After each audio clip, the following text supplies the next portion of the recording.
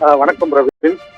ராமநாதபுரத்தில் உள்ள குண்டு மிளகாய் புவிசார் குறியீடு வழங்கப்பட்ட மிளகாய். இந்த குண்டு மிளகாயில் காரத்தன்மை அதிகம் இருப்பதால் உள்நாடு மட்டுமல்லாது வெளிநாடுகளுக்கும் ஏற்றுமதி செய்யப்பட்டு வருகின்றது.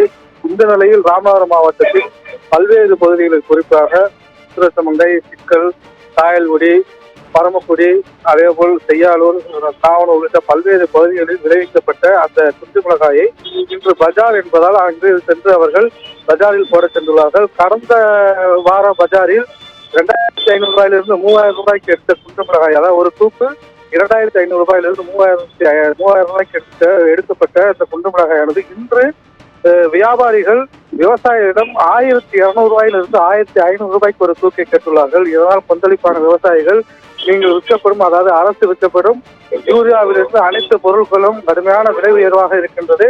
விவசாயிகளும் அதிக தொகை செலவு செய்து இந்த மிளகாய் விவசாயத்தை செய்துள்ளனர். ஆனால் மிளகாய்க்கு மட்டும் விலை குறைந்து இருப்பதற்கு கடும் கண்டனத்தை தெரிவித்து செய்யாலூர் உத்தரவாத மில்லை விலக்கு ராமநாதபுரம் மதுரை தேசிய நெடுஞ்சாலையில் சாலை மறியலில் ஈடுபட்டனர். குறிப்பாக அவர்கள் மிளகாய் ஏற்றி வந்த டிராக்டர் மற்றும் சரக்கு வாகனங்களில் சாலையின் குறுக்கே நிறுத்தி சாலை மறியலில் ஈடுபட்டதால் சுமார் 2 மணி நேரம் சாலை போக்குவரத்து கடுமையாக பாதிக்கப்பட்டது.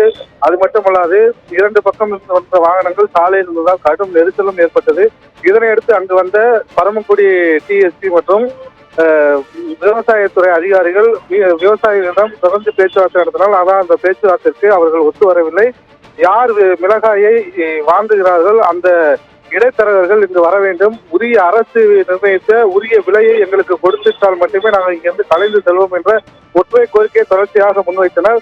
இருந்த போதிலும் தொடர்ச்சியாக அரசு அதிகாரிகளும் காவல்துறையினரும் மறியலில் ஈடுபட்டு வரக்கூடிய விவசாயிகளிடம் தொடர்ந்து பேச்சுவார்த்தையில் ஈடுபட்டு வருகின்றார்கள். தொடர்ந்து இந்த பேச்சுவார்த்தையானது நடைபெற்று வரக்கூடிய சூழ்நிலையில் சாலை மறியலும் தொடர்ந்து நடைபெற்று வருகிறது பிரவீன்.